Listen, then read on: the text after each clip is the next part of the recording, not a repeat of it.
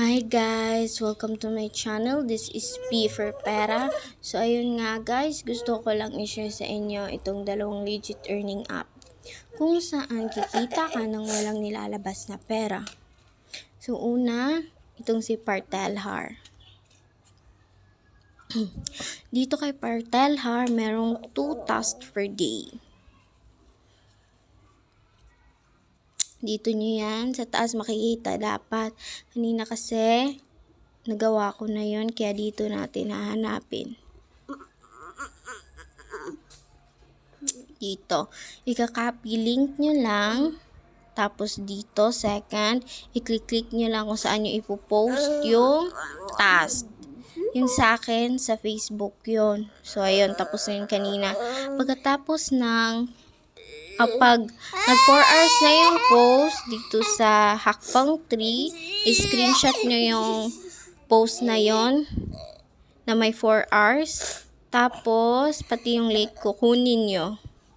So, dito na nga, aantayin na lang natin mag 4 hours at masubmit natin yon sa panghakbang tree. Dito sinusuri siya mapupunta pagkatapos nun. Pag tagumpay naman, dito siya mapupunta. Nakikita nyo yan, mga task ko ng una. Pag nag-failed naman, dito siya mapupunta. Meron din akong 3 nag-failed. So, ayun.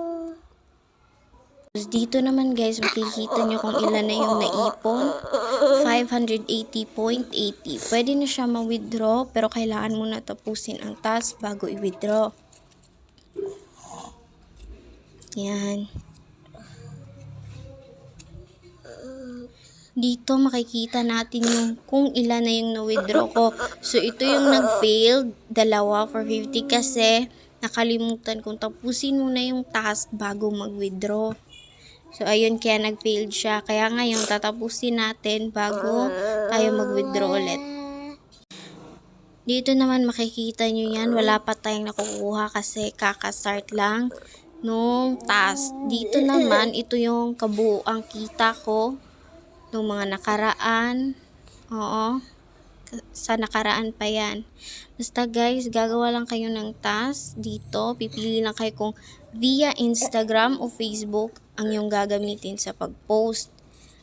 30 per post ito guys. So 60 ang min sa unang withdraw. Tapos sa second withdraw I think 150. Tapos 450 sa next. Basta guys, tuloy-tuloy nyo lang. Subukan nyo ito. Super legit niya.